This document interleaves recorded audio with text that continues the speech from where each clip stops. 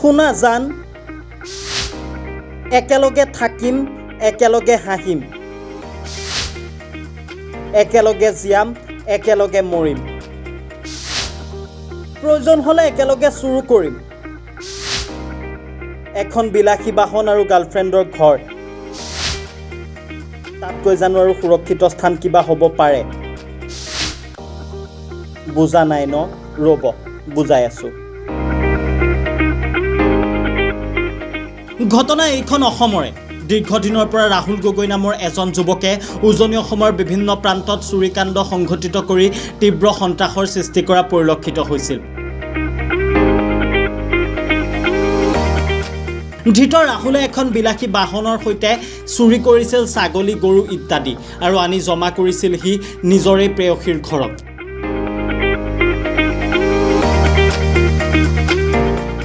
প্ৰেয়সীয়ে ভাবিছিল ৰাহুলে সৎপথেৰে টকা ইনকাম কৰিছে, সুখেৰে ৰাখিব, সুখে শান্তিৰে এসাঁজ খুৱাব, দুয়োমে একেলগে মিলি এখন সুখৰ সংসাৰ গঢ়িব।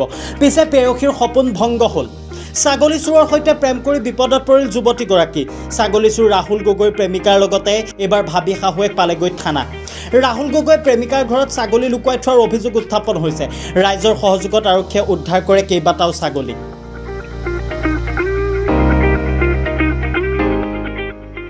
ৰাহুলে প্ৰায় দীৰ্ঘদিন ধৰি সন্ত্ৰাস সৃষ্টি কৰিছিল উজনি অসমৰ কেইবাটাও প্ৰান্তত। ৰাহুলে কেইবাটাও প্ৰান্তৰ পৰা গৰু, ছাগলী চুৰ কৰিছিল।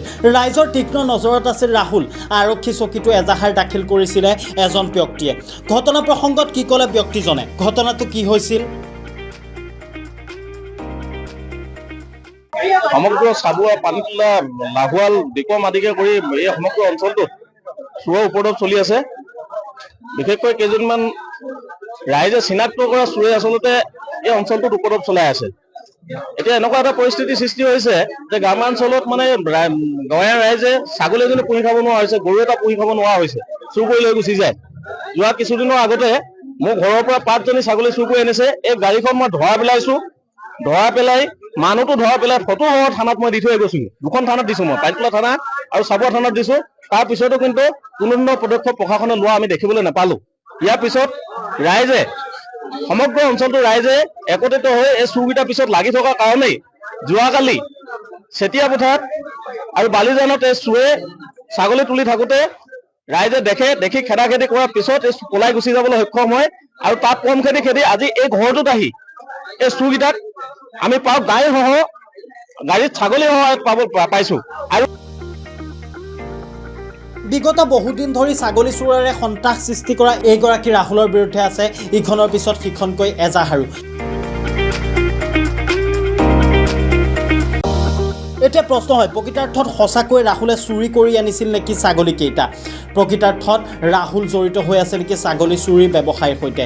সেয়া সময়ত হ'ব লক্ষণীয়। কিন্তু আটাইতকৈ ডাঙৰ কথা এইটো যে ছাগলী চুৰ কৰি ৰাহুল এতিয়া বিপাঙত, প্ৰেমিকা ভাবি শাহু দুয়ো ৰঙা ঘৰত। সঁচাই দেই, আচৰিত, কি আচৰিত প্ৰেম গাথা নহয়নে? প্ৰেমিকে চুৰ কৰে, প্ৰেমিকাৰ ঘৰত আনি ছাগলী ৰাখে। হাই হাই ৰে, অসম দেশৰ বিষম কথা শুনিলেই লাজ লগা। হ'ব দিয়ক, ময়ো যাওঁ।